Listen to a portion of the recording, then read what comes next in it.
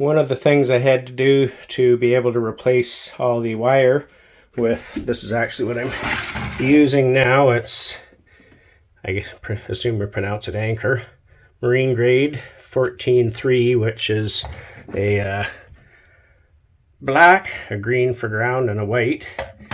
Flexible, yeah, like stranded instead of solid. So, yeah, across here, right through this level, I had the 110 volt with zip ties holding it in between that screw hole there. So I had to open that up, and I knew when I paneled this, I considered making that whole panel be removable, and it just looked like a really complicated thing to do with it fitting around the dash and around this cupboard. So in the end, I decided I'm not going to make it removable. Now, unfortunately, I had to get in here to change this wiring, but I've just made an access panel, and I'm going to make that panel removable, and that lets me get at everything. There's the heavy cables for the battery charger, which I shouldn't have to do anything with, and then up here is various wires for all kinds of things, and so it just gives me access to that. And then, of course, once you get into these cupboards, I've pulled back a bunch of wire. That's what's coiled there. That's the stuff I'm removing, and I've actually removed a bit too. But yeah, so then once I'm in all these cupboards, I have access in all of them to get at things. I've obviously removed some panels. So something else I've gotten into here is, so when you're designing and building this boat, I was very conscious of weight distribution. You want the boat to sit, you know, I knew it's going to sit a little low on the back end, and that's preferred anyway. You don't want it front heavy. And I knew with the Sterndrive and everything that was pretty much inevitable. And so yeah, it sits about 2 inches lower at the stern than the bow, and I'm thrilled with that. That's level enough that it doesn't feel like you're on a real slope, but it's a little bow high, so that's perfect. I have the fuel tank over, well, I guess I can pop this hatch. Fuel tank's over there on the port side, and it's a lot of weight at the side.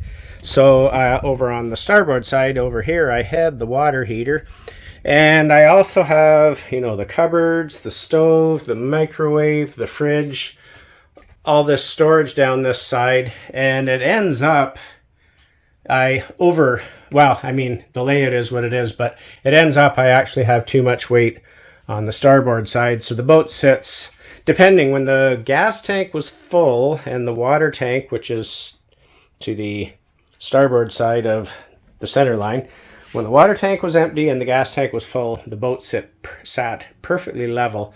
But once I filled the water tank, even though it's just barely off center, the boat sat a little lower on the right, you know, starboard side than the port side. And turned out we used fuel faster than we used water, so that only got worse as we started to drain the fuel tank. So I've decided, in the interest of trying to make the boat sit a little more level, and again, it depends on how everything is filled. You can make the boat sit level by having lots of fuel and not too much water, but anyway, what I've decided to do is I've moved the water heater over here to the port side, where before it was under the back deck on the starboard side. And that's 6 gallons of water plus the weight of the heater and the weight of, you know, the hoses, whatever's in them. So I don't know, 70 pounds, probably somewhere like that, shifted from one side to the other. So that's a 140 pound shift. So it's going to be a step in the right direction. I've got it all reconnected, and the new proper wire up here, I'm just waiting on my Amazon delivery tomorrow for the proper connectors to connect it together. I had wire nuts on here before. That's a no-no, so I won't do that again. There they are sitting in the corner, but they will not be reused. And yeah, so I'm chipping away at getting this to where I can have the surveyor come back and hopefully give me a clean bill of health so I can get some insurance. Well, I don't know, sadly, I don't know if that's the right word, but our boat does not look as nice as it did a while ago. All in the name of getting the solid wire removed and stranded wire in its place. So I've taken out the stove, the microwave, the range hood, the fridge, and I just fished a wire. So I ran it from up under where the new fuse panel or breaker panel will go over here, through my opening here, under all these cupboards, and then under this cupboard, that wire right there, which I just strung it, it's not in any way finished. Then it goes up this wall between the fridge and the stove and comes out up top to feed the plug for the microwave. So when I took the old wire out, I hooked a string to it and pulled the string down through the wall, and I just successfully pulled the new stranded wire, which is much easier to work with, being so flexible. It's a whole lot easier to fish it around and everything. So yeah, I've got it up there ready to put back in and put the plug back in for the microwave. So making progress, but our boat's in a sad state right now. We've got the fridge sitting here on our couch / bed, and the range beside it, and the range hood and cooktop hiding over here. And yeah, it's kind of got a bit of a trashed look going on right now, but in the end, it'll be great again. I've replaced a whole bunch of wiring. I ordered a 100-foot roll of the 14-3 wire, and I knew I needed more, but I was hoping maybe to just buy another 30 or 40 feet. It ends up, it's enough that I'm just buying another 100-foot roll because you're paying for it anyway. So that's supposed to be here in a couple of days, and I can do more of that. So now I'm getting into replacing the panel. So I've pulled out the old one and pulled a bunch of wires back, labeled them and everything, and I've got my new panels.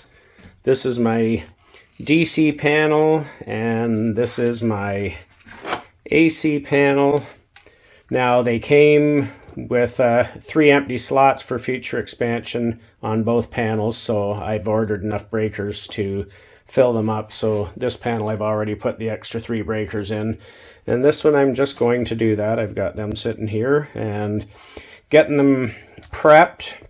And this is so another thing that I don't think I mentioned was a big deal that my old panel didn't meet, that's a requirement, is this ELCI main breaker. And I never heard of it, knew nothing about it. When he mentioned on the phone, you know, you need an ELCI breaker, I'm like, oh, what's that?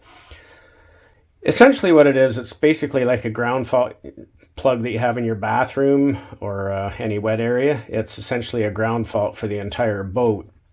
ELCI stands for Equipment Leakage Circuit Interrupter. And so if there's any kind of an electrical issue where power is going to ground instead of returning on the neutral, this thing trips. And it's a pretty big deal. What they've learned, and the reason they require this ELCI breaker for the main breaker, and I believe this has been a requirement since, I forget, 2011 or 2013 or something for all new boats, but anything older than that doesn't have it. The reason they've decided they need this is they've figured out that, so what happens if you have an electrical issue where there's a short in your house, that electricity, instead of returning on the neutral wire, goes to ground, and it goes literally to ground. It goes into the ground. But in a boat, it goes to the water, because all your neutrals and negative ground and all that is connected to the engine, and if there's an electrical issue like that, it puts electricity to the water. And there are instances where people have been swimming near a boat that had an electrical issue, and they just appeared to have drowned. They didn't have any symptoms of electrocution, but they drowned, and they were attributed to a drowning. Well, what they've learned is quite often what actually happened is they got just enough of an electrical shock or whatever to cause muscle paralysis, couldn't swim, and they drowned. And apparently that's happened a lot of times through the years, and they at some point kind of put 2 and 2 together and figured out that these drownings aren't simple drownings. They're kind of mild electrocution, enough to make you not be able to swim. And so this new ELCI breaker that they require is to prevent that from happening.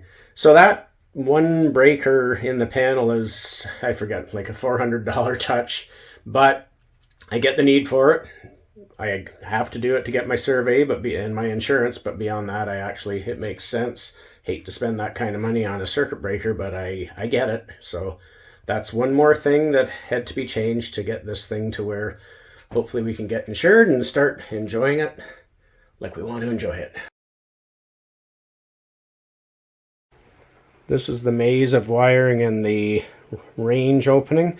I had 3 runs of positive and negative 12-volt wires back here. One just for the propane detector, another one just for the propane solenoid, which is this little guy right in here, and another one to feed the range for its light and the range hood up here under the microwave.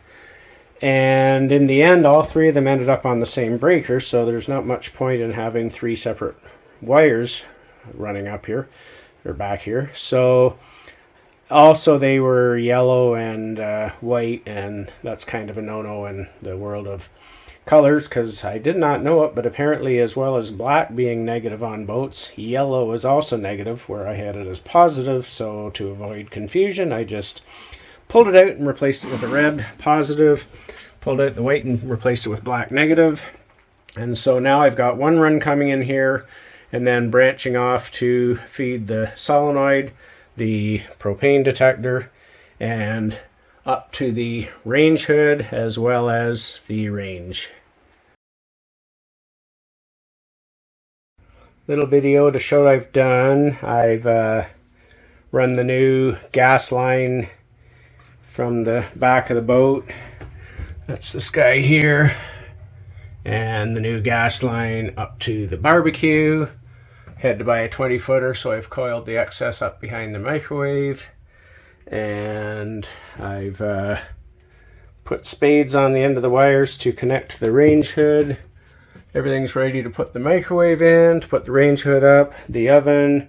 I have to put this back panel in, but I thought so I've got all the wiring in here. It's all properly secured and ready to be covered up. And these wires for the stove, this pair here, once I put the back in, I'm going to put another strap on them, and the wire up here to the the water pump switch. And so yeah, I've got everything all tidied up and back together. Now in here in the fridge opening, I still am going to silicone all these holes where wires and hoses pass through to give abrasion protection, and also to seal the area off, so if there ever was a propane leak, it can't get from this vented separated area from the cabin through one of those holes and into the cabin. There we have the stove opening ready for the stove. I've siliconed up the corners, put a clip on this wire here so it's just hanging to fasten up top. I have the range hood installed. Don't have a battery, so I can't test it, but it should work. And in here I've put silicone around anywhere somewhere back in there. There you go. Anywhere there's a wire or a hose passing through, I've siliconed it. And up top here. So, yep, ready for a fridge, ready for a stove. Jack's coming in about an hour to give me a lift, and we'll get them off of our couch and into where they belong. Part of this getting my wire up to where it meets standards for ABYC, or the Canadian small craft construction requirements, is replacing all the solid wire with stranded wire. And yeah, on all the AC I had all this. This is the new wire. It's stranded. It looks basically the same as the original wire. Here's some of the original, but this is solid copper wire, and this new stuff is stranded copper wire. But the other issue I also had was all these cables, like this one here that feeds from the DC charger down to its fuse and stuff. This is solid. It's got, like 6 or 7 strands, but it's not stranded like this stuff where it's, fine strands. So I'm replacing that. And also, because I had house wire for a lot of this, I had like this one here The original wire that I had in here before was this guy, and so it's stiff, and it's also white instead of black. So yeah, I'm just made another, so I'm pulling each cable off. I just took off the one that goes from there around and down to that fuse there, and the old one was red, but it was solid, where this new one is nice flexible stranded wire. And so yeah, I'm just going through all these, pulling them off one at a time, making a new cable exactly the same as the old, and then putting them back on and working my way around the area. So it's not a horrible job, but takes time, costs some money. Now it will be done to the proper standards and requirements, so I can get my survey and get some insurance on this thing, and then we can cruise without that concern.